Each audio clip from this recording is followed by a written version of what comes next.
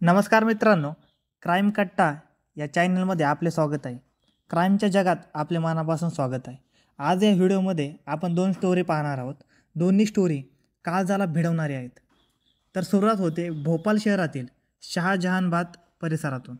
या परिसरात एक मल्टी स्टोरी बिल्डिंग आहे। त्या बिल्डिंगमधून एक 5 वर्षाची लहान मुलगी काही दिवसांपूर्वी गायब झाली होती। तर ही कहाणी मी तुम्हाला सविस्तरमध्ये सांगतो। या मल्टी स्टोरी बिल्डिंगमध्ये एक 32 वर्षीय आरोपीही राहत होता।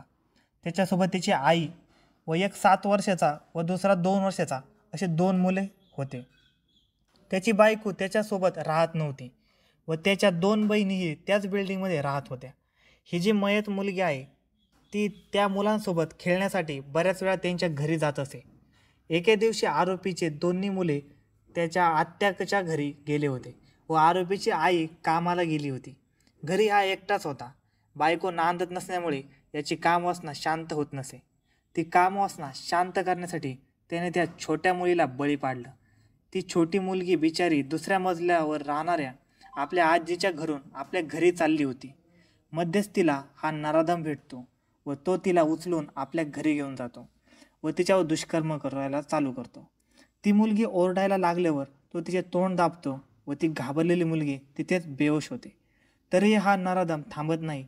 त्याच्या अंगात एवढी वासनेची भूक होती, त्याने आपल्या मुलीच्या वयाच्या मुलीची देखील गयावया केली नाही। त्या मुलीने या घटनेबाबत घरी कोणाला सांगू नये म्हणून तो तिला त्या दिवशीच गळा दाबून मारून टाकतो। मुलगी सापडत नसल्यामुळे त्या मुलीच्या घरच्यांनी शोधाशोध चालू केला। बिल्डिंगमधील सगळे माणसं त्या मुलीला शोधण्यासाठी कामाला लागली। त्यामुळे त्या नराधमाला मुलीची बॉडी बिल्डिंग बाहेर घेऊन जाता आली नाही। त्यामुळे त्यांनी त्या मुलीची बॉडी एका कपड्यामध्ये बांधून बाथरूमच्या वरती अंधारात एक छोटी टाकी आहे त्यामध्ये घालून ठेवली व झाकण पूर्ण पॅक बंद केले व त्यानंतर तोही कोणाला संशय येऊ नये म्हणून बाकीच्यासोबत मुलीची शोध घेऊ लागला। दुसऱ्या दिवशी कामाला निघून गेला। कामावरून आल्यावर परत मुलीचा शोध घेऊ लागला। पोलिसांनी स्निपर डॉग सोबत घेऊन सर्चिंग केली, परंतु जास्त गर्दी असल्यामुळे त्यांनाही समजत नव्हते। बिल्डिंगमध्ये सर्व फ्लॅटची 3 वेळा सर्चिंग करण्यात आली होती, परंतु हाती काहीही लागले नव्हते। ज्या दिवशी ही घटना घडली त्या दिवशी जेव्हा या अपराधीची आई कामावरून घरी परतली तेव्हा तिला आपल्या मुलाच्या पराक्रमाची माहिती कळाली व त्या बिल्डिंगमध्ये राहणाऱ्या 2 बहिणींपैकी एका बहिणीलाही याची माहिती दिली गेली होती।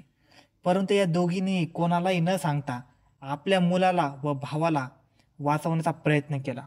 जेव्हा पोलीस 4थ्या वेळेस सर्चिंगसाठी या नराधमाच्या घरी गेले त्यावेळेस तो कामाला गेलेला होता व घरी त्याची आई होती।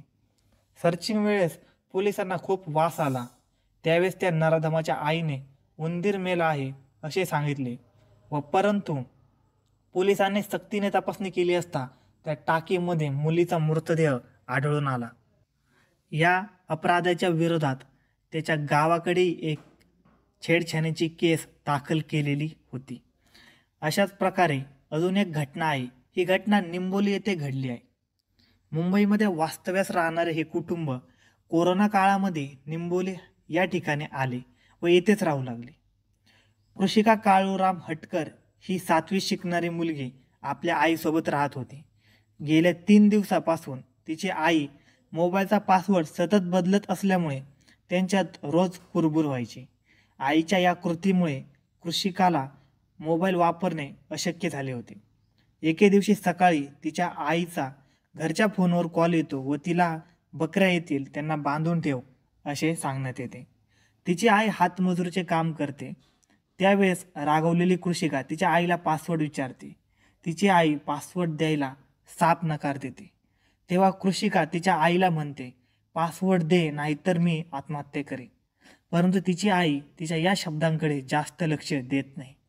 आई पासवर्ड देत नाही हा राग मनात धरून 5 ऑक्टोबर शनिवारी सकाळी 10च्या सुमारास ही मुलगी आपलीच गुलाबी ओढणी घराला बांधून आत्महत्या करते। बराच वेळ झाला, बकऱ्या घरी येऊनही त्यांना कोणी बांधत नाही हे घर मालकाच्या निदर्शनास आल्यानंतर तो घरी पाहण्यासाठी गेला असता हा प्रकार उघडकीस आला। धन्यवाद मित्रांनो। अशाच नवनवीन क्राईम स्टोरी पाहण्यासाठी आपल्या चॅनलला नक्की सबस्क्राईब करा। धन्यवाद।